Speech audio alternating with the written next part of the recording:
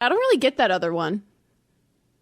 It's a combo, like dominatrix and producer. Okay, that's what I thought. Productrix, which would be hard for me to say every day. It's good. No, that's a no. It's good. It's not great. Joe says no. Roki's out on it, so that one's out. John Momola tweets, helper. Hey, helper. Joe, would you like to tell why John Momola said that one? I can share if you want. Go ahead. All right, so when we were producing the old Murph and Fred show, Rock was our intern. Did a good job, a very, very solid job for us. Ended up being a producer. Now he's in charge of a radio station, which is... Well, not really. Well, you know what I mean. He's a producer at a radio station. Kind of. But, I mean, he's, management now when he used to be like, oh, the man. Anyway, he's now... Seven does. I hate my parents. He is the man now. But when he was a producer, Murph used to call him helper.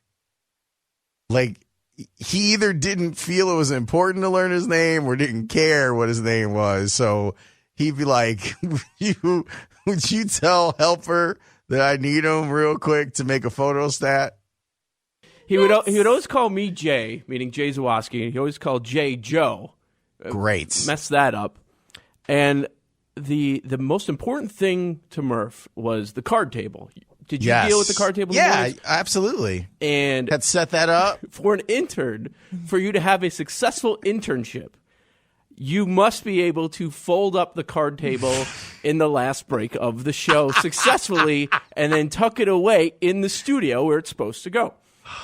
So one of our interns last day, myself and Cy Strezzo, his producer at the time. Sal?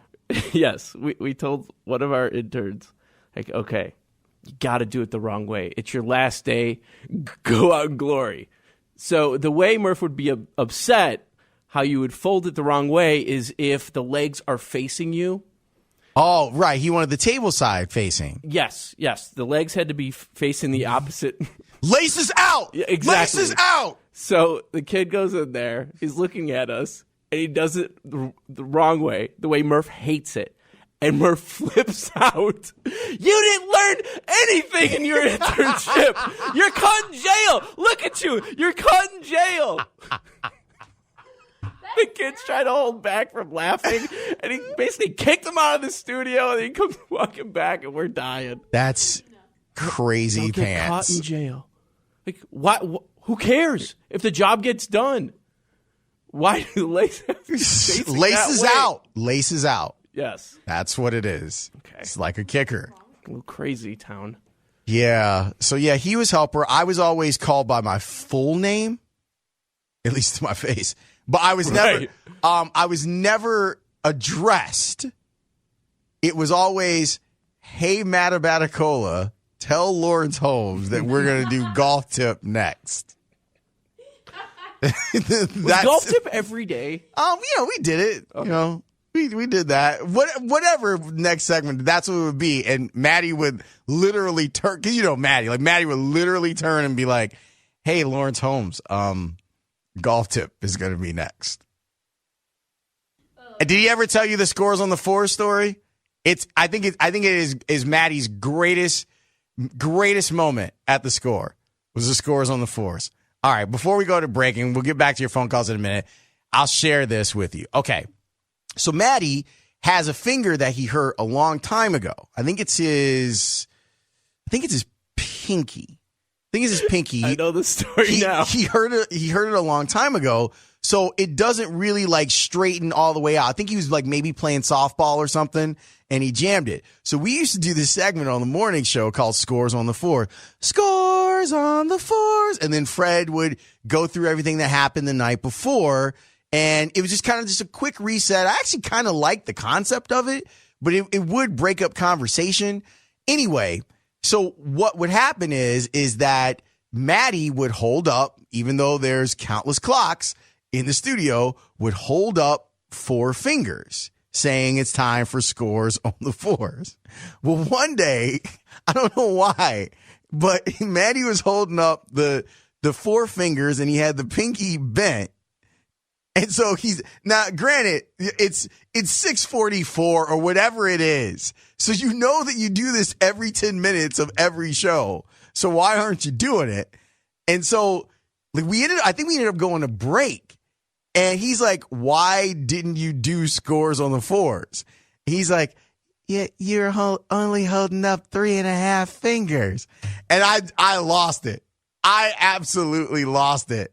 Because, like, you don't want to laugh, but it's so funny. And thanks to Texture, yes, I was also Jerome. That was also my name. Just Jerome Holmes.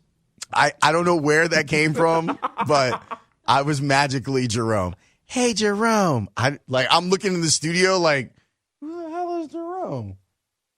So there'll be a book at some point. We'll share the stories. They'll be great. Did you ever have to cut up? Was that racist TV show? I forgot the name of it now.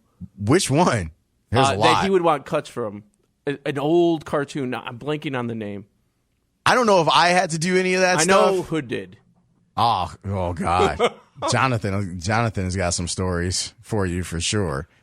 But no, like we just had to like do like the folders and stuff.